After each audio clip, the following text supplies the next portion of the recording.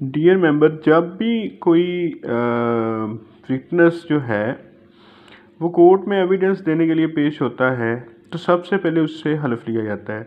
अगर हिंदू है तो उसको जो है ना वो गीता पर उसकी हाथ रखवाया जाता है या फिर उससे हलफ लिया जाता है। मुस्लिम जो हैं पाकिस्तान में उसमें ये होता है कि उसे हलफ दिया जाता है कि मैं अल्लाह की कसम खा के कहता हूँ, सच कहूँगा, झूठ नहीं बोलूँगा, कोई बात अदालत से छुपाऊँगा नहीं, अगर अदालत से छुपाऊँ तो अल्लाह मुझसे नाराज़ हो। तो ये देखें, इसी तरह क्रिश्चियन के लिए है कि वो बाइबल पर हाथ रख कर कहते हैं या बाइबल की कसम खा के कहते हैं। तो ये देखें कि ये जो होता है ना हलफ, ये एक रिलीजियस जिम्मेदारी है। लेकिन इसके अलावा भी है कि लॉ में बाकायदा इस बात का जिक्र है कि जो भी पर्सन जो है ना एविडेंस देगा वो सच बयान करेगा।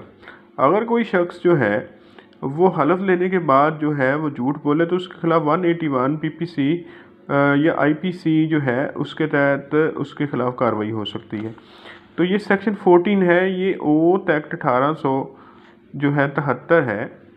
ये बड़ी ज़बरदस्त किताब है ओथ एक्ट 1873। मैं ये सामने आपके ये ला रहा हूँ, ओथ एक्ट 1873। इसके जो सेक्शंस आप देख लें कि इसके हैं जी 16 सेक्शंस। इसमें जो है ना मुख्तलिफ़ चीज़ें हैं, ये बहुत ही अहम चीज़ जो है, आपको इसको पढ़ना चाहिए ये 16 सेक्शंस को। इसमें बच्चे की हलफ की बात है, इसमें स्पेशल ओथ की बात है, इसमें स्पेशल ओथ के असरात हैं, और ये सारा जो है ना इसमें टॉपिक्स हैं। तो आपको ये ना बिल्कुल बुक जो है ना ये पढ़नी चाहिए। अब इसमें हम सेक्शन 14 पर दोबारा आते हैं, जिसमें हमने ये देखा ना कि उसमें ये बात है सेक्शन 14 में लिखी हुई है कि ओथ जो है वो जब भी ओथ जो है देकर कोई शख्स अदालत में आता है तो वो सच्चाई बयान करने का पाबंद होता है। हम उसकी वर्डिंग पढ़ लेते हैं। Section 14, person giving evidence bound to state the truth.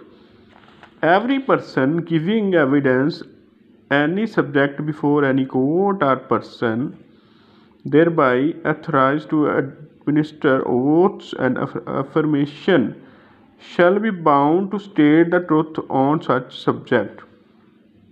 कि जो भी शख्स हलफ लेकर अदालत में पेश होता है उसको जो है वो सच का बयान करने का वो पाबंद होता है।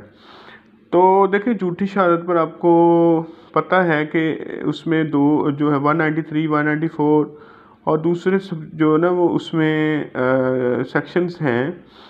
तो ये उसमें 181 है कि अगर आप ओथ लेकर आप ओथ देते हैं और फिर बाद में आप जो है अदालत में सच्चाई नहीं बयान करते या किसी पब्लिक ऑफिसर के सामने जो है वो सच्चाई बयान नहीं करते तो उसके खिलाफ तज़ीराती जुर्म जो है वो लागू होगा।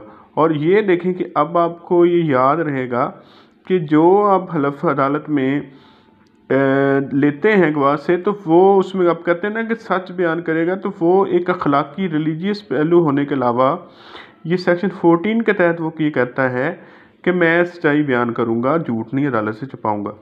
तो मुझे उम्मीद है कि ये मेरा जो है ये वीडियो लेक्चर भी आपको पसंद आएगा। आप कमेंट सेक्शन में ज़रूर बयान कीजिएगा। Thank you so much.